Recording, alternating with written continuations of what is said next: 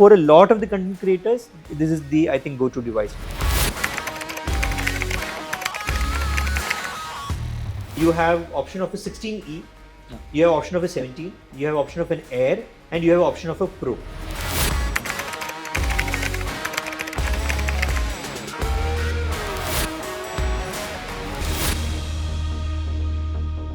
Hello everyone. This week our iPhone 17 series is going on sales and there's a lot of chatter about the new Apple devices that was launched recently. I have with me Indian Express's Nandagopal Rajan, who made his 10th visit this year to the Apple event. And since there are so many questions about the new iPhones, we will try to understand how the phones are different from the previous generations. So my first question is can you share a bit about how is the iPhone 17 experience? Yeah, so again, if you saw the keynote, for instance, right, the iPhone 17 did not get a lot of attention because there was a little bit of a surprise, or not a surprise anymore, but something which more people were expecting, which was the iPhone Air. So that got a lot of the attention. The iPhone 17, of course, being the phone which we now look at data and we know that this is the most popular iPhone every year. Year after year, people end up buying more of the base model, especially in countries like India. So there was, of course, yeah, but they did not talk a lot about it, which also means that the phone is getting better. It doesn't have a lot of very different features, right? And that's been the case with the iPhone model over the years, right? But what's happened this time is they have actually brought in a lot of the pro features into it, right? And that, I think, is going to make it a little bit more attractive to people who are looking to upgrade. See, what happens with the iPhone generally is that, as in with the base model generally, is that there are people who have been using the iPhone since the first iPhone came up. Every 2 years, 3 years, they upgrade. Yeah. They will upgrade in anyway. So having better features just makes them more happy. Even without that, maybe they'll still upgrade, right? Because it's like that. And a lot of the markets like the US and all, you can very easily upgrade, right? Because you're not really paying down payment. You're paying on a monthly installment kind of a thing. So it's part of your package, right? So you don't know how much you're paying for the phone and how much you're paying for the call and how much you're paying for the data. It's all one payment, right? So it's a very different year. So having this iPhone as a very solid phone, and which is what Apple has done very well, right? Even if it doesn't have a lot of features which blow your mind, it's always a very solid phone. It works very well for much more years than any other phone right now, which is a very important factor for a lot of people, right? And from that perspective, they've done quite a good job. They've added enough new features that makes it very interesting.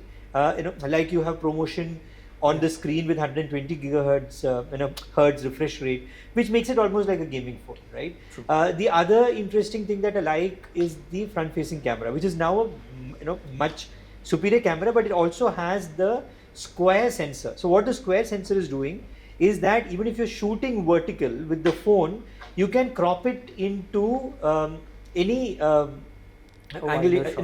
So you can get a horizontal out of it, you can get a wide horizontal, you can get a vertical, you can get a 1:1 photo out of it. So I think that's going to make it so, which means that you can actually shoot a wide angle by holding the phone vertically, right? Which is much more comfortable than doing it like this, right? Yeah. So it gives it a much better feel, and I think would lead to much better selfie photographs. And also it has the 18MP front camera this time, for the first time. Yeah, yeah. And again, I think 4x zoom, optical zoom 4x is also, is better than before, right? And the digital zoom is also getting a little bit better. So I think overall the full package would make people very happy. And again, it has the A19, so the processor has also become one step better. Yeah. And again, the Apple silicon is now way better than anything else in the market, right? So again, you wouldn't even realize it's become better if you've been on A18, right? But again, when you're upgrading after 3 years or 4 years, which is what the cycle is for most iPhone users, you would see a huge difference in the performance. Great. So I also wanted to understand from you is that when we look at the iPhone 17 launch, there was always a surprise element to it, right? Yeah. And when we come back to the main phone, the base model, the design, although there is marginal changes, it seems like a feature-rich phone this time. Yes. What do we have to say about the design, which resembles the predecessor? Yeah. So the design, Apple doesn't tamper every year, right? So this year, for instance, in fact, you actually saw major design changes, which was primarily we have brought in a completely new phone with the iPhone Air, and you have the Pro, which is seeing a significant design change with what Apple calls the camera plateau, right? But with the iPhone, it's more or less the same as last year, right? So in that sense, but I think colors, they have brought in new colors, so it gets interesting. So again, see, it is, I think the iPhone is also catering to people who just want a good phone, right? So for them, it doesn't make a lot of, so yeah, and you always have the other phones. If you want to get a better camera, you go to a Pro. You now want more processing power, but you're okay with the camera, you can choose an Air. You want a slimmer design, you can choose the Air, right? A lot of people, actually what happens is maybe, this year would buy the older Pro, because they want, they now think they've, used the iPhone for many years, now think they want a better camera setup, they will go to the Pro, and maybe if the price is not right, they'll buy last year's Pro, right?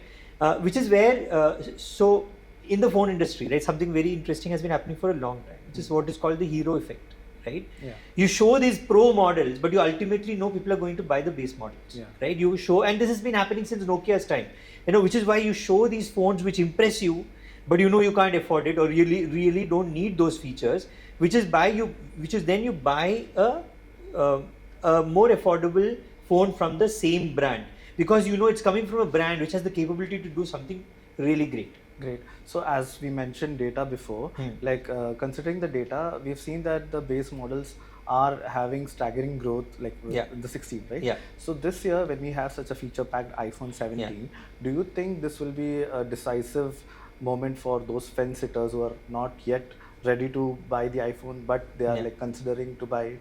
Again, that's depends. So I think in a market like India, price plays a big factor, right? Again, the hero effect could play in another way also. Okay, the iPhone 17 has impressed you so much that you ended up buying the iPhone 16 or the 15. Because you want to buy the iPhone 17, but maybe the price wise, you can't really fit it. It's maybe a 15-20,000 more than what you want to set aside for a phone. And you end up buying the iPhone 16. So all of that goes. In fact, the iPhone 16e is a very good buy in the Indian market right now, right? You're getting a very good iPhone at a very decent price. And the interesting thing is it has very current Apple silicon, right? So phone is going to be relevant for 4-5 years, right? So in that sense, so I'm not sure whether this phone itself is going to make people buy, but yeah, the overall effect is that, see, and again, iPhone growth in India has been very staggering over the past 2-3 years now, with production also moving here, right? And so the production hasn't really resulted in price coming down, but I think the accessibility of the devices has become much better because you have so many packages that you can. So I think it's anyway going to get more people to move to the iPhone, but whether it's the iPhone 17, I'm not sure. Yeah, talking about the iPhone 17 Air, which has been the showstopper this year, how do you think iPhone has innovated such a phone which is slimmer and also packs the same features as the Pro models? Yeah. So this is actually a very interesting phone, right? Now it's so thin, so in fact, I remember when I was at the event, I was trying to shoot the phone which was hanging. It's very difficult to focus because it is so thin, right? And it's got a silvery, shiny edge. So I could not focus the camera on the phone. But it is very thin. Now the interesting thing is, this is not the only phone that is thin, right? So suddenly in the past few months, we have seen a few companies have started releasing phones which are super thin, right? There is an interesting trend there. These are coming from companies that are already doing the foldable. Right. So Samsung has a very thin Edge series phone now. Techno has a very thin POVA model. So and this is in the same frame. Now, while Samsung and Techno are companies which already have a foldable, I think in iPhone it's the case of Apple trying to get into the foldable space, right? With a very thin phone. So I look at it from that perspective also. Now, while the design has changed drastically externally, right? Because the camera module is also very different from what Apple has never made a phone this thin. What is actually happening is inside. What Apple has done, very interestingly, is that it's moved most of the processing power under the camera module, right? This entire part, because of the very thin body, has been used by the almost everything is used by the battery, right? The other big change they've done is this phone doesn't have a physical SIM. It has only the eSIM, right? And it's a big change, right? Especially in a market like India, right? So this is the first eSIM only iPhone. There have been eSIM only iPads. First eSIM only iPhone, and that's a huge change. What that does, it gives more space for the phone to use for other things, right? So overall, I think in that sense, this is a pretty decent phone. Now, who does this cater to, right? In a market like India, that's a very confusing thing, right? Who does this really cater to? Because this is not exactly a cheap phone. Yeah. Because this has the A19 Pro processor, similar to the Pro, it is an expensive phone, right? And because it's a thinner, the build and everything, it's an expensive phone. But then when you're looking at the Indian market, people are saying, okay, you're paying almost, as much as the Pro but it has only one camera, right? So then it's catering to maybe people who want a very powerful phone, which is especially with all of the AI stuff that's happening. And with the iPhone, AI stuff mostly happens on device. It doesn't need the internet. So it needs good processing power on the. So for those people, I think this makes good sense.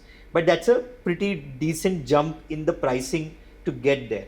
But that said, I have a feeling, because the kind of reaction this phone has got across the world, a lot of people will buy it at the premium pricing just for the design. Okay. So now I have some questions as an average consumer. Yeah. Like the first thing that comes to my mind is, how durable is this phone? Interesting. That's the question everybody is going to ask, right? Because it's a very thin phone. Yeah. And Apple had a little bit of an issue when it launched the iPhone 6 many years back, almost a decade back, because that was a thin phone, but it was also went into the bend gate phase and all of that. Interestingly, this phone is very durable, right? I saw a demo which really blew my mind. So if you bend this phone, and humanly you can put in only about 30-35 kgs of pressure into bending this phone. I don't want to do it, but they actually showed it. And when they do that, the phone can take a little bit of a bend and it comes back. It retains its shape in that sense. It can take about 60 kilos of pressure. So that was very impressive, if you ask me. Yeah. It's huge actually. Yeah. So since we are like seeing this phone alongside the Pro models, can you talk a bit about the cameras? Like how advanced are they? So the camera is pretty good, but then you should compare it like a base camera. It's not a pro camera, right? That is where a lot of people will think, should I put in a little bit more money and go to the 3-camera setup of the Pro models? It's actually not a 3-camera setup. It's a 8+2 kind of a thing, because your base camera itself gives you 8 different angles, right? 8 different cuts. So again, the Pro phones I think are now primarily used by people who want the camera as the hero of the product, right? And a lot of professional grade shooting happens on the Pro phones. So in that sense, I think a lot of people will think about that as a I don't think people will buy this for the camera, right?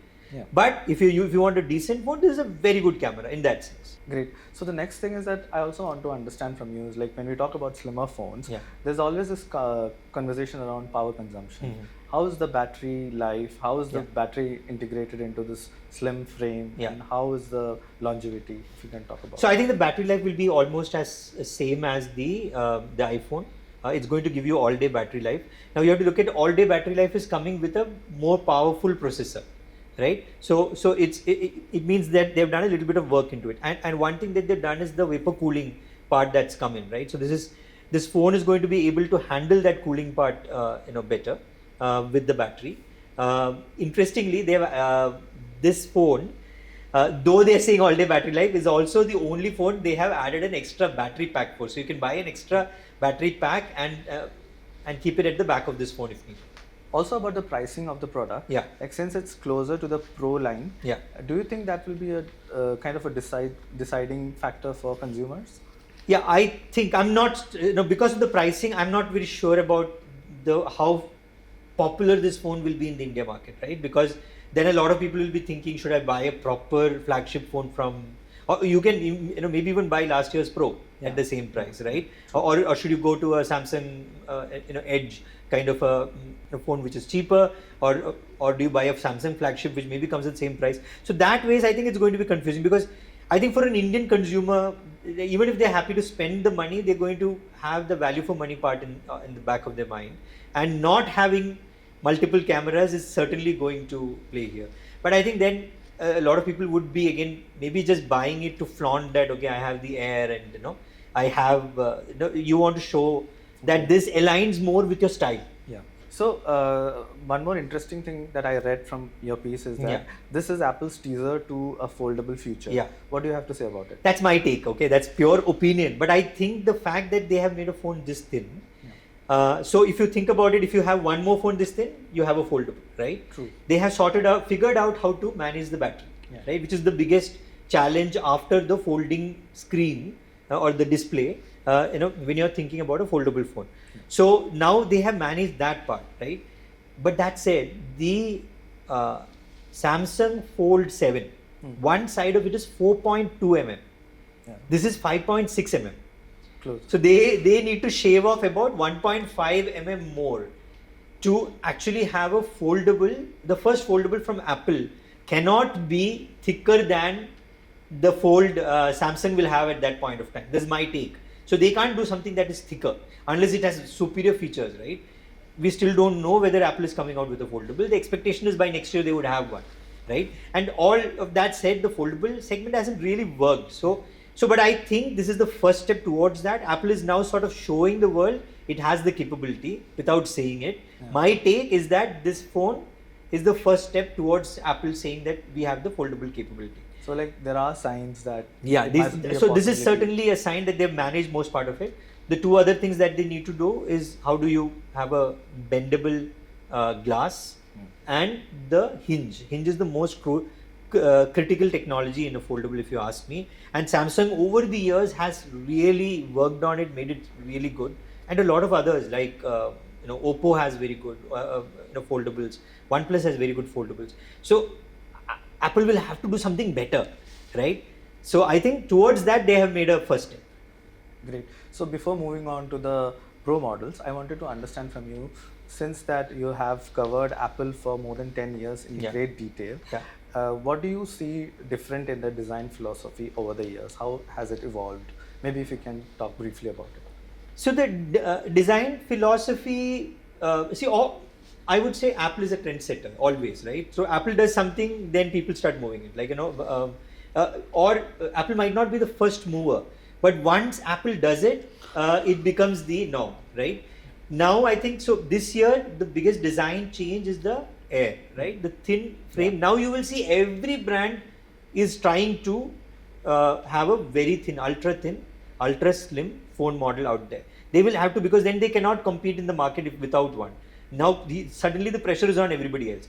Nobody will remember that two other brands have already done ultra thin, maybe better, thinner than this phone, right? That's how Apple's thing works, right? And if it does like if it moved to the USB-C, even though Android phones have had USB-C for a year, the ecosystem suddenly becomes USB-C. In that perspective, I think the one big change that you should now look at is the eSIM. The eSIM is going to be a big, you will now see a lot of phones which have no SIM slot. So finally, we are heading to the Pro models, the star of the lineup. Yeah. So the first thing that I noticed about the phone is that it's very eye-catching. Yeah. And this color is very eye-catching. This color is very eye-catching. And this is, I think, in a very long time, this is the first time that we are seeing a Pro model that is so shiny. Yeah. So what do you have to say about that? It's actually not shiny. It's a color that attracts. It stands out. It stands out, right? And Apple has also has covers with this thing. It's now come up with the strap, which it thinks is a big thing, which gotten a lot of trolling online. But I like this color. But it's not a color that everybody is going to like, right? You people are going to love it or hate it, right? But there will always be the blacks which Apple will have to for those people.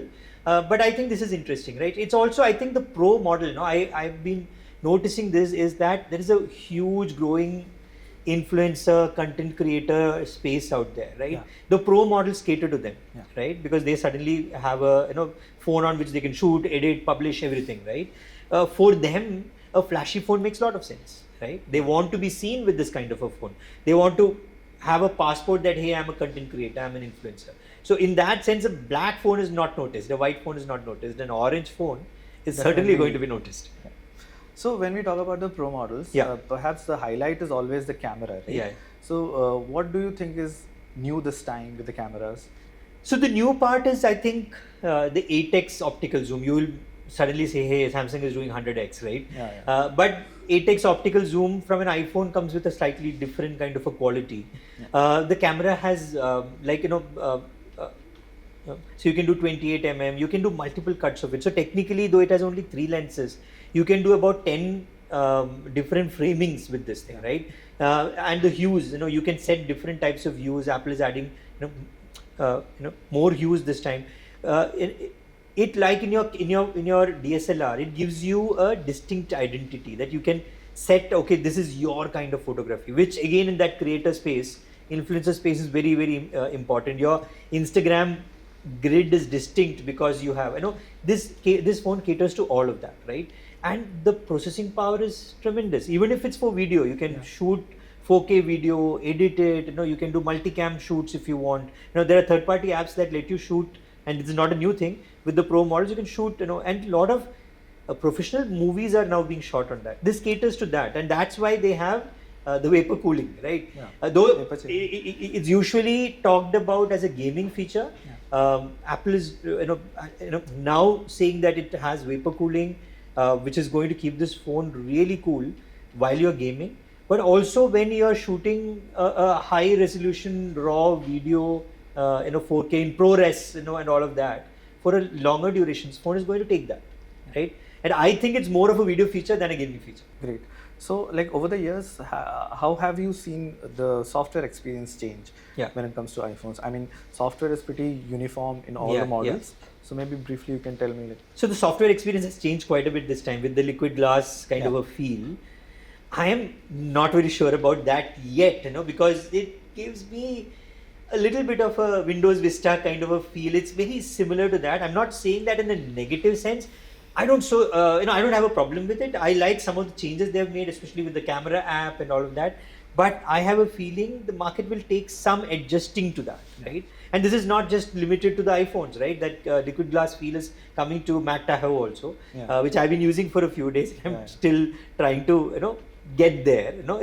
It takes, because it's not what you're used to, right? But again, Apple has been pushing a lot of these design changes. Some of it is good, some of it will take some time getting used to. Great. So again, talking about the phone, it is the top of the line model, right? Yeah. And this time Apple has decided to keep the base storage as 256 GB, which I think is personally is a great way to be. What do you think, how is it going to influence the buying patterns among consumers? Because a deciding factor is like how the price is also depending on the storage, right?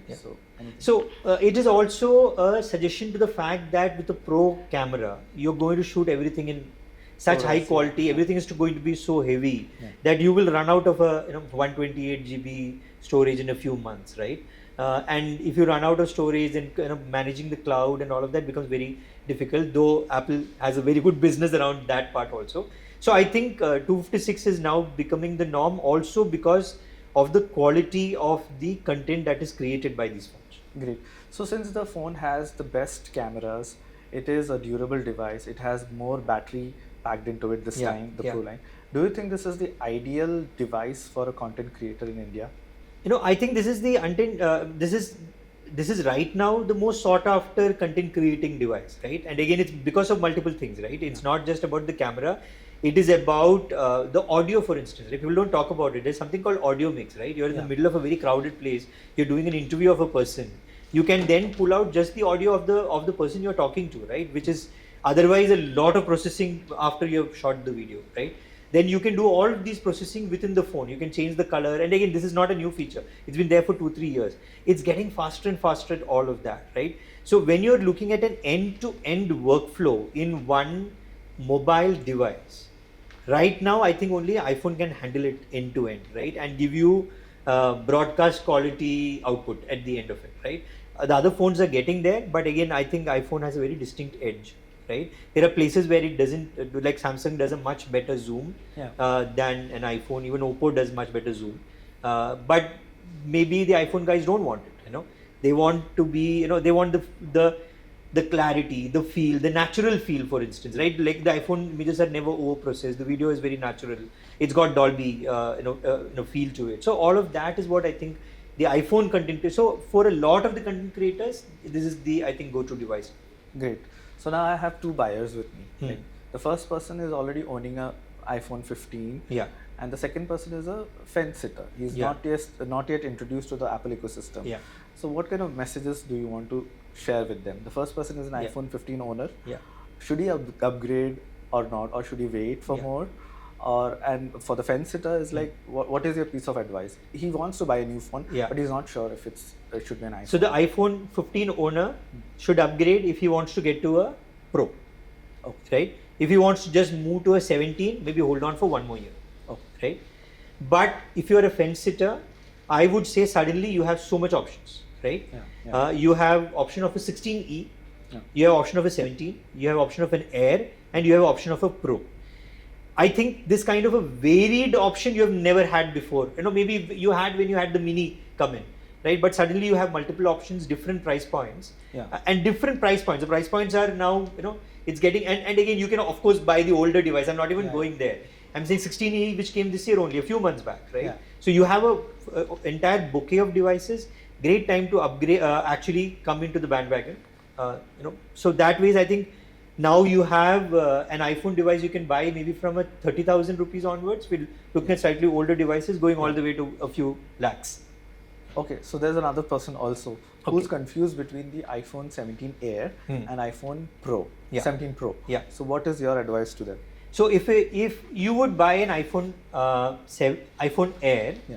if you're not really bothered about the camera, right? You want very good in performance, maybe to run a lot of the AI features, which Apple is still trying to figure out. Yeah. But you have a lot of the other apps which are using AI. You want to use the on-device capabilities. You maybe work on Excel sheets and stuff like that, but you don't really care about the camera. And you don't really have a problem paying a little bit extra for that, then the iPhone Air is pretty good, right? But if you want a very good camera along with processing power, then you have to buy a Pro. Maybe don't buy a Pro Max if you're a little bit price sensitive. Great. So my final question to you is that considering all the phones in the iPhone 17 series, what aspects has impressed you personally this time from the new lineup? Yeah. So I like how they've looked at the design. Design, I'm saying external, with the changes they've brought into the Pro models, the Air, as well as the internal, how they have tried to figure out maybe for a new world with foldables and all that you need to make more space within the camera, how they moved things around. That's quite interesting. How they worked on the thermals, by adding the vapor chamber. So all of that is quite interesting. The other thing that I like is some of the stuff that they've done with the camera, primarily the front-facing camera, and how they are able to manage the horizontal wide angle with a vertical camera now. By primarily moving to a vertical sensor. Now that feature is not available in older phones. Right? It's a hardware feature, so it's only with the phones that have the square sensor. So I think this is what has impressed me the most this time. Thank you so much for your time. And if you like this video, like, share, and subscribe. And in the coming days, you can read our exclusive reviews of the iPhone 17 series.